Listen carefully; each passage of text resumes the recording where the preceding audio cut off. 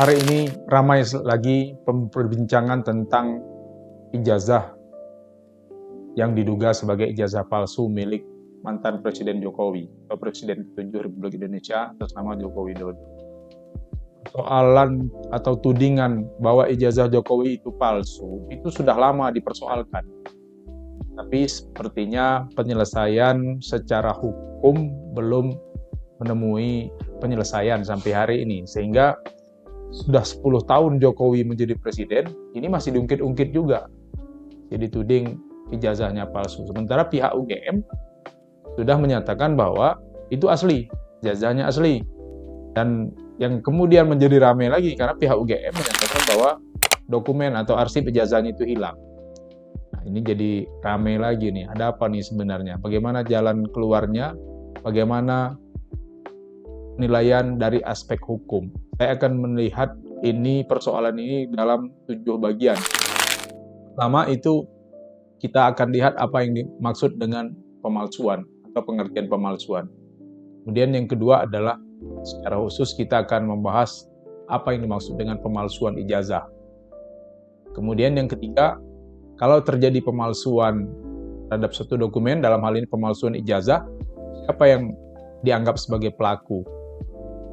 Kalau kita ketahui siapa yang sebagai pelaku, maka siapa yang bertanggung jawab? Poin keempatnya. Poin kelimanya adalah bagaimana proses hukum kalau memang ada orang yang memalsukan atau ada dokumen yang memang terbukti palsu. Kemudian yang keenam, poin keenam adalah bagaimana dengan pembuktiannya atau bagaimana dengan alat buktinya. Yang ketujuh, apa akibat hukumnya? Nah, akibat hukumnya ini bisa kita lihat dari berbagai aspek, pertama dari aspek hukum pidana, kemudian aspek hukum administrasi, dan aspek etika atau etis. Nah, pertama kita bahas dulu pengertian pemalsuan.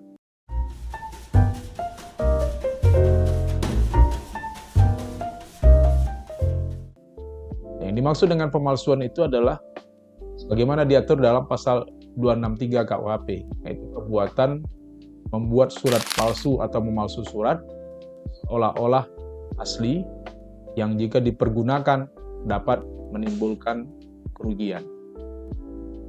Apa yang dimaksud dengan surat di dalam pasal 263 ini adalah suatu yang dapat menimbulkan perikatan atau dapat menimbulkan hak atau menerangkan suatu keadaan. Di pemalsuan itu ada dua kategorinya, yaitu dimaksud di dalam pasal 263 ada pemalsuan material dan ada pemalsuan intelektual. Nah, yang dimaksud dengan pemalsuan intelektual itu disebut sebagai perbuatan membuat surat palsu.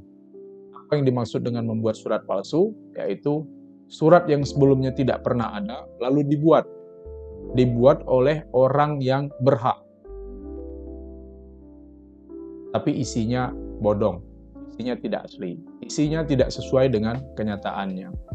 Nah, terhadap pemalsuan jenis pertama ini, atau yang disebut dengan istilah pemalsuan intelektual, pengujiannya tidak perlu melalui laboratorium forensik. Pengujiannya juga tidak diperlukan adanya pembanding, karena pembuktian terhadap pemalsuan intelektual ini adalah cukup dengan membandingkan apa yang tertera di dalam surat dengan kenyataannya. Nah, cukup diperiksa alat-alat bukti yang dapat menerangkan tentang apa yang diterangkan di dalam surat. Kalau ternyata apa yang diterangkan di dalam surat tidak sesuai dengan kenyataannya, maka itu adalah dapat dianggap sebagai surat palsu. Yang kedua tadi adalah pemalsuan material. Apa yang dimaksud dengan pemalsuan material? Di dalam pasal 263 KUHP disebut sebagai perbuatan memalsu surat. Nah, memalsu surat ini suratnya sudah ada sebelumnya, atau pembandingnya sudah ada, tetapi kemudian surat itu dirubah sedemikian rupa.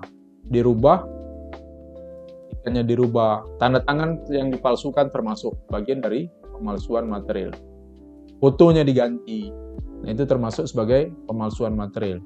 Nah, kalau pemalsuan material ini, pembuktiannya itu harus melalui uji forensik. Apakah betul tanda tangan itu yang ada di tanda tangan itu adalah milik orang lain? Apakah benar ketikan itu orang lain? Apakah betul kertasnya itu adalah kertas yang digunakan untuk surat tersebut? Maka terhadap surat-surat penting itu ada namanya security printing, dan ada namanya security paper. Bahwa surat yang penting itu seperti uang atau seperti surat suara itu menggunakan dua pengaman, yaitu security printing dan security paper. Security printing itu artinya tintanya itu khusus. Seperti uang ya, uang kertas itu tintanya khusus. Diperuntukkan, dicetak atau dibuat khusus untuk mencetak dokumen-dokumen penting tersebut. Nah, ijazah itu termasuk dokumen penting. Dan ijazah saya kira dia punya security printing dan juga security paper. Seperti uang kertas itu begitu kita buka kan, ada di terawang kan kelihatan itu. Nah, ijazah juga seperti itu. KTP atau dokumen-dokumen ijazah itu ada biasanya pengamannya ya, tanda-tanda pengaman untuk menandakan bahwa betul itu ijazah dari universitas tertentu. Itu security printing dan sekaligus security paper. Itu bisa dicek melalui laboratorium forensik. Bahkan laboratorium forensik juga dapat menguji apakah tulisan itu identik dengan yang aslinya. Cukup dibandingkan dengan misalnya kalau ijazah itu cukup bandingkan ijazah pada tahun yang sama. Sertifikat tanah misalnya, kalau diduga palsu, cukup dibandingkan dengan sertifikat di tahun yang sama. Apakah kertasnya sama? Apakah bentuk hurufnya sama? Ukuran hurufnya sama? Ya dulu kan misalnya mesin ketik. Nah, mesin ketiknya sama atau tidak? Itu juga bisa dibedakan. Karena ada contoh surat tanah yang font dalam ketikan itu beda jenis mesin ketik. Ada hurufnya kalau sekarang ya mungkin Times New Roman fontnya 10. Tapi yang ketikan tambahan itu Times New Roman fontnya 12. Nah, itu bisa dianggap sebagai surat palsu atau yang disebut tadi perbuatan adalah perbuatan memalsu surat. Itu jenis pemalsuan surat menurut pasal 263 KUHP. Nah, sekarang kita masuk yang kedua, itu ijazah.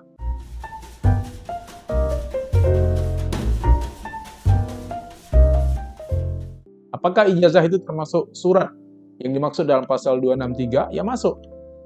Kenapa? Ijazah memang tidak menimbulkan perikatan. Ya tidak seperti janjian, dokumen perjanjian, akte perjanjian tidak. Tapi dia menerangkan suatu keadaan. Yang keadaan ini sangat penting, berpengaruh kepada hak dan kewajiban orang yang menjadi pemilik surat. Ijazah itu kan, apalagi dalam ijazah dinyatakan, dengan diberikannya ijazah ini kepada yang bersangkutan, akan menimbulkan hak dan kewajiban yang melekat pada diri pemilik ijazah. Itu dokumen penting. Dengan ijazah, bisa menjadi menduduki jabatan tertentu. Dengan ijazah, orang bisa menjadi pejabat, bisa mendapatkan pekerjaan tertentu dengan adanya ijazah. Ijazah ini bahasa Indonesia yang mengambil dari bahasa Arab. Kalau dalam bahasa Inggrisnya dia sertifikat. Maka kalau pertanyaan apakah sertifikat atau ijazah, ya lebih tinggi ijazah. Pun sebenarnya bahasanya sama. Nah, di dalam bahasa Indonesia sertifikat itu digunakan untuk orang yang menyelesaikan pendidikan teknis khusus dalam waktu yang tertentu. Sementara ijazah itu adalah keluaran dari produk lembaga-lembaga pendidikan yang lama. Misalnya ijazah sekolah dasar, ijazah sekolah menengah pertama, ijazah sekolah menengah atas, ijazah universitas, 1, S2, S3. Ditandatangani oleh pejabat yang berwenang. Nah, jadi ijazah adalah termasuk surat sebagaimana dimaksud di dalam pasal 263 KUHP. Nah, terkait dengan ijazah Jokowi. Nah, apakah ijazah tersebut dapat dianggap sebagai ijazah palsu, sebagai surat palsu? Nah, saya bukan penyidik dan saya tidak menerima dokumen itu. Saya juga bukan ahli forensik. Tetapi sebagai seorang ahli hukum pidana, saya dapat membuat analisis, memberikan penilaian dari berita dan data yang beredar di tengah masyarakat.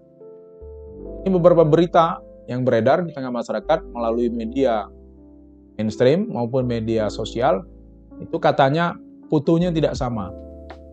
Nah, kalau fotonya tidak sama, kita kan nggak tahu nih fotonya sama atau tidak. Tapi kalau dapat dibuktikan, dan ini pembuktiannya melalui uji forensik. Sejauh mana kita percaya uji forensik? Ya harus percaya. Karena uji forensik itu adalah berdasarkan ilmu pengetahuan. Seperti misalnya tanda tangan. Tanda tangan itu sama atau tidak? Kita sekilas mungkin nggak bisa membedakan tanda tangan itu identik atau non-identik. Tetapi ahli forensik Itu dapat membedakan, walaupun kelihatannya sama. Nah, sekarang kan bisa ditelusuri apakah foto yang tertempel di ijazah tersebut benar foto Jokowi atau tidak. Nah, tentu harus dibandingkan. Jokowi muda, benar nggak berkacamata? Benar nggak berkumis? Bandingkan. Kalau memang ingin menguji bahwa foto Jokowi yang ada di ijazah Fakultas Kehutanan UGM itu benar Jokowi itu tidak, ini lihat saja tahunnya. Tahun keluaran ijazah misalnya tahun 78. Nah, bandingkan dengan foto-foto Jokowi di dokumen lain pada tahun 78. Sama atau enggak?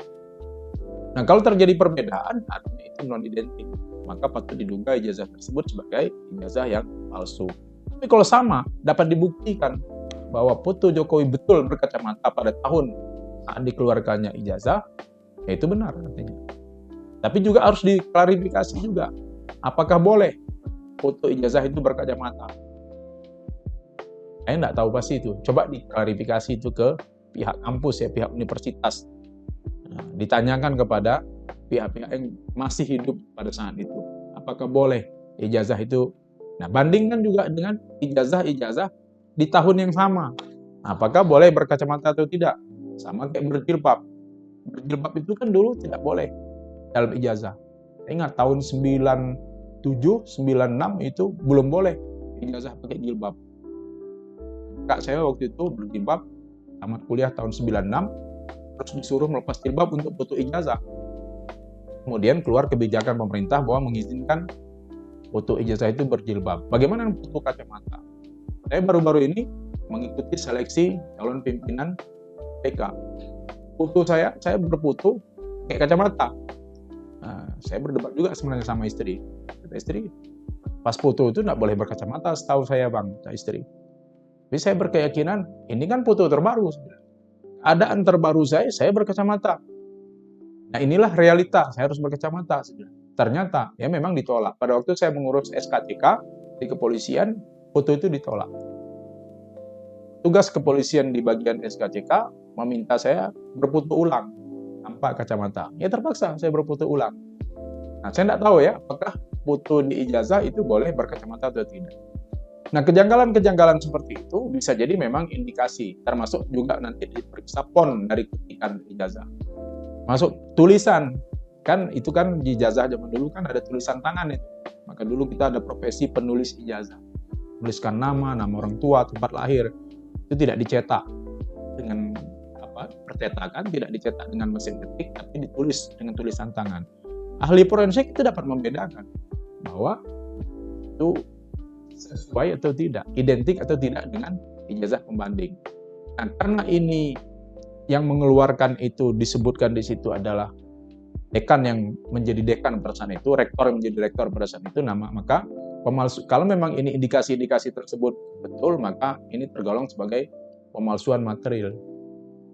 Kalau ini dianggap sebagai pemalsuan intelektual, ya bisa jadi nih kan, ijazah ini juga dianggap sebagai pemalsuan intelektual.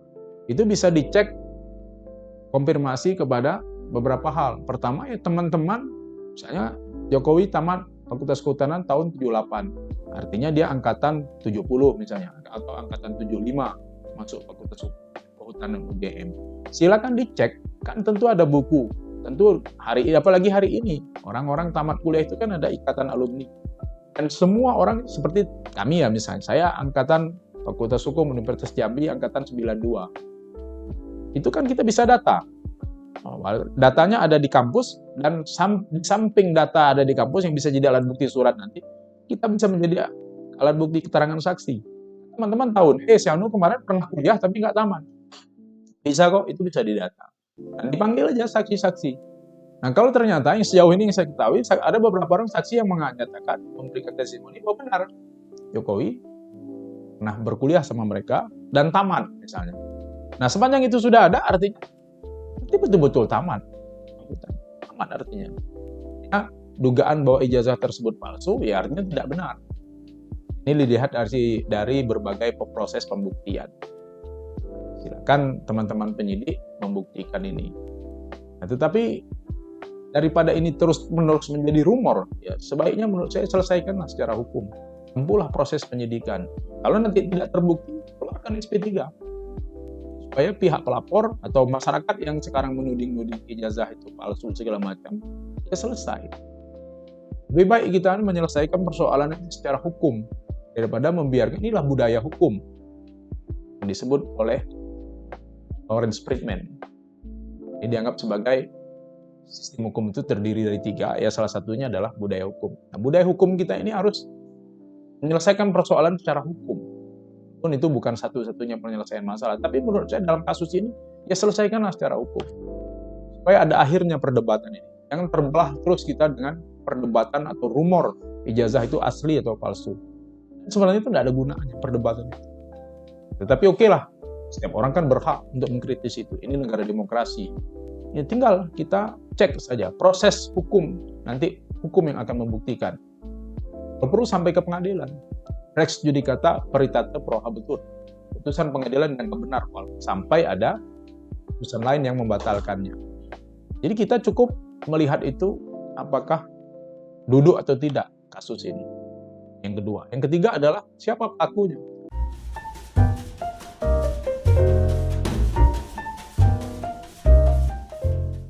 Kalau memang ternyata ini palsu, terbukti ini palsu, siapa pelakunya? Tentu pelakunya bisa saja kan oknum, atau bisa saja memang dibuat sendiri orang yang membuat. Nah, masalahnya kalau ini dianggap sebagai orang yang bertanggung jawab membuat ijazah itu, misalnya ini ijazah palsu. Andai kata tadi kan saya bilang asumsinya ada 2 kemungkinan. Bisa itu ijazah itu asli, atau bisa ijazah itu palsu. Nah, kalau ijazah palsu, bagaimana dengan proses hukumnya? Siapa yang membuatnya? Yang membuat perbuatan ijazah itu tidak bisa lagi dianggap sebagai tindak pidana karena sudah melewati masa daluarsa. Sudah lama sekali membuat. Tapi bisa menggunakan. Dan ada juga putusan Mahkamah Konstitusi yang menyatakan bahwa kapan daluarsa terhadap surat palsu itu sejak diketahui. Diketahuinya kapan? Atau digunakannya kapan? Digunakan terakhir tentu adalah sekitar 5 tahun yang lalu. Jadi dalam pasal 263 itu ada pasal 263 ayat 1, ada pasal 263 ayat 2. Pasal 263 ayat 2 itu adalah menggunakan surat palsu. Apa syaratnya? Orang yang menggunakan tahu betul bahwa surat yang dia gunakan itu adalah palsu, termasuk detail-detail bagian-bagian yang palsu. Maka dia dapat dipidana. Nah, bagaimana pembuktian menggunakan surat palsu itu sekaligus dengan pembuktian surat palsu. Itu tentang siapa pelakunya. Kemudian siapa yang bertanggung jawab? Yang bertanggung jawab tentu ada 2 tadi ya, orang yang membuat dan orang yang menggunakan. Sepanjang orang yang menggunakan mengetahui betul bahwa surat itu palsu.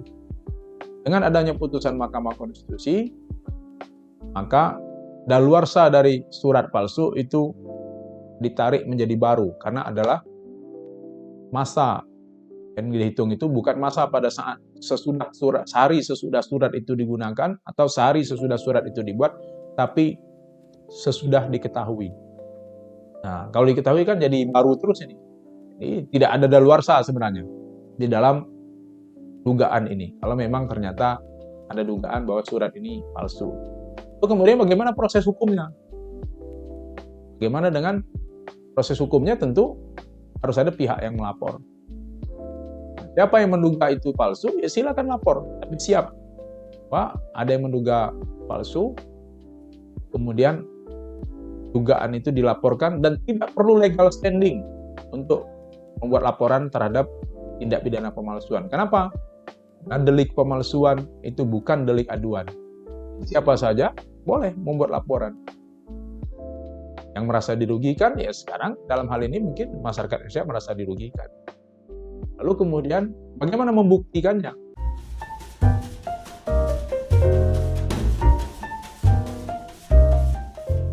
Walaupun tadi sudah saya uraikan bagaimana membuktikannya, ya alat bukti itu walaupun misalnya peristiwa ini mungkin benar-benar terjadi, tetapi ketika alat buktinya tidak ada, itu juga salah satu alasan untuk dihentikannya perkara.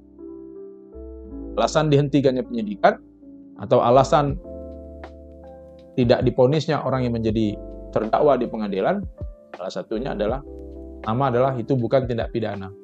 Yang kedua, tidak terbukti. Yang ketiga, terbukti Yang pertama tadi terbukti tapi bukan tindak pidana.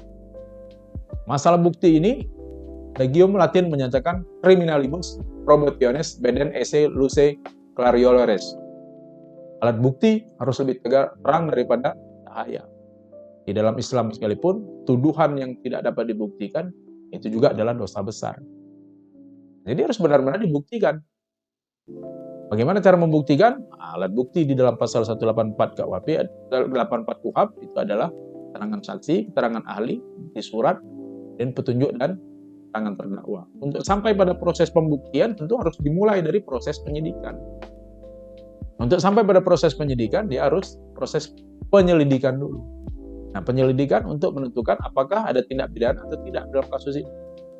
Dan kalau memang ada tindak pidana, ya dilanjutkan kemudian pencarian alat bukti. Karena penyidikan itu adalah proses mencari dan menemukan bukti, yang dengan bukti tersebut ditetapkan seorang sebagai tersangka, baik karena perbuatan maupun karena keadaannya. Nah itu proses saja. Buat laporan polisi, polisi bekerjalah dengan jujur, supaya tak ada polemik lagi. Objektif, tanpa berpihak. Jadi seandainya saya ada dalam posisi Pak Jokowi, saya juga membutuhkan bahwa kalau saya yakin saya benar, silakan aja diproses untuk membuktikan bahwa itu betul-betul tidak bersalah daripada terus-menerus jadi polemik. Jadi berlaku Legium yang menyatakan bahwa yang mendalilkan harus membuktikan. Jadi kita jangan cuma bicara tapi kita tidak dapat membuktikan, walaupun beban pembuktian itu ada pada penyidik dan penuntut umum. Itu bagaimana dengan alat bukti ya. Jadi kalau ternyata tidak terbukti, walaupun mungkin peristiwa itu benar-benar terjadi, tapi kalau tidak ada bukti, dapat dibuktikan sebagaimana azas atau adagium criminalibus tadi, ya itu nggak bisa diteruskan. Karena untuk sampai pada putusan menghukum orang, itu minimal didukung dengan ada 2 alat bukti. Dan orang yang mendalilkan firmandi incumbit probatio. Yang mendalilkan, dia harus dapat membuktikan. Kemudian, ngomong-ngomong dari mulut hukum terkait dugaan ijazah palsu, kita akan sampai pada pembahasan adalah apa akibat hukumnya.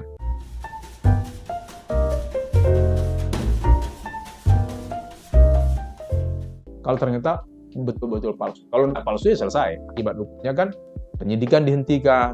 Atau kalaupun sampai pada tahap pengadilan, ya dia akan sampai pada putusan bebas atau lepas. Kalau tidak terbukti. Ya, persoalannya kalau terbukti, kita bekerja keras sekarang penegakan hukum untuk mengumpulkan ini. Kalaupun terbukti, akibatnya apa? Nah, secara pidana tentu orang yang membuat surat palsu, membuat dokumen palsu, atau orang yang menggunakan dokumen atau ijazah palsu tadi, ya bisa dihukum secara pidana. Dihukum secara pidana. Dan belum daluarsa. Tapi secara administrasi, itu dampaknya nggak ada. Kalaulah memang ini sasarannya adalah untuk menyerang, karena ini adalah kekuatan politik ya. Presiden Jokowi adalah kekuatan politik. Efeknya nggak ada. Kenapa? Karena Jokowi sekarang bukan presiden lagi. Jadi hukum administrasi tidak mengikat. Paling secara etik ya. Secara etik artinya ini terjadi perbuatan yang melanggar kepatutan, melanggar etika. Tetapi ya beginilah. Kalaupun betul terjadi perbuatan melawan hukum secara administrasi, maka misalnya terjadi dapat dibuktikan bahwa ada penggunaan ijazah yang ternyata tidak asli dalam proses pencalonan jadi presiden, bahkan termasuk pada proses pencalonan dulu sebagai gubernur, sebagai wali kota. Apa akibat hukumnya secara administrasi? Apakah dengan demikian kemudian semua proses itu dianggap tidak sah? Ya tidak bisa begitu juga. Karena jangankan nggak bisa berlaku mundur kan? Kita nggak bisa menilai peristiwa yang sudah terjadi lalu kemudian kita anggap sebagai perbuatan-perbuatan yang tidak sah. Nah, kalau itu kan panjang ceritanya. Perbuatan itu dianggap tidak sah, bagaimana dengan perjanjian hutang piutang kita sama asing? Dianggap tidak sah juga. Ya tidak sampai segitunya juga kan. Bahkan saya mengingat ada namanya teori revolusi hukum disampaikan oleh Profesor Rohman. Dan itu dikutip dalam pidato pengukuhan Yusril Iza Mahendra. Jangankan yang perdebatan tentang suatu perbuatan hukum yang salah atau benar yang masih perdebatan, yang jelas-jelas salah saja jika diukur dengan kaidah hukum yang berlaku pada saat itu.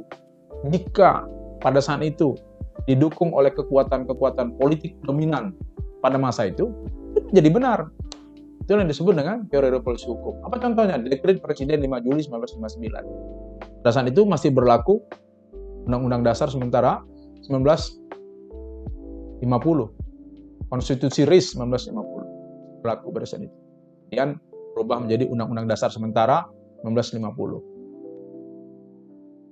Menurut Undang-Undang Dasar sementara 1950, Presiden tidak berwenang membubarkan DPR. Tapi apa yang terjadi? Presiden membubarkan DPR pada tahun 59 berdasarkan Dekret Presiden 5 Juli 1959. Kembali ke Undang-Undang Dasar 45. Itu tindakan revolusioner yang dilakukan oleh Presiden Soekarno. Dan hari ini, Dekret Presiden itu ditangkap sebagai peristiwa yang sah. Nah, termasuk proklamasi 17 Agustus 45. Pada saat itu berlaku KUHP Belanda. KUHP Belanda, Wetboek van Strafrecht voor Nederland Indie. Nah, dalam perspektif KUHP Belanda, perbuatan seperti yang dilakukan Soekarno dan Hatta dan kawan-kawan pada saat itu adalah makar. Tapi kemudian kan kekuatan politik mendukung itu. Maka Prof. Yusril itu menyebut dalam pidato pengukuhannya bahwa beda antara pahlawan dengan pengkhianat itu sangat tipis. Kalau dia siapa yang menjadi pemenang sejarah, maka dia adalah penafsir sejarah. Dan dia berwenang juga menjadi penafsir hukum. Ini masalah tafsir konstitusi. Begitulah juga di dalam kemudian praktek penegakan hukum. Jadi tidak mungkin itu ditarik mundur sebagai sebuah kesalahan.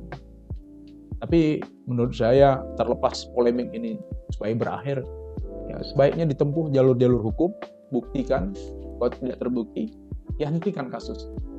Masyarakat juga semua harus puas ya, harus kemudian menyadari dengan terus-menerus polemik, energi kita habis untuk membuat persoalan ini menjadi selesai. Capek teman-teman berpikir tentang ini. Saya tidak di pihak Jokowi, saya juga bukan kontra Pak Jokowi. Murni apa yang saya sampaikan adalah berdasarkan pengetahuan saya dalam mengamati perkembangan kasus ini. Assalamualaikum warahmatullahi wabarakatuh.